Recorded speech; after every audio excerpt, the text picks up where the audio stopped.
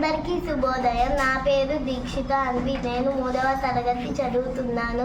ఇప్పుడు మేము దేశమును ప్రేమించుమన్న గేయంను పాడుతున్నాము.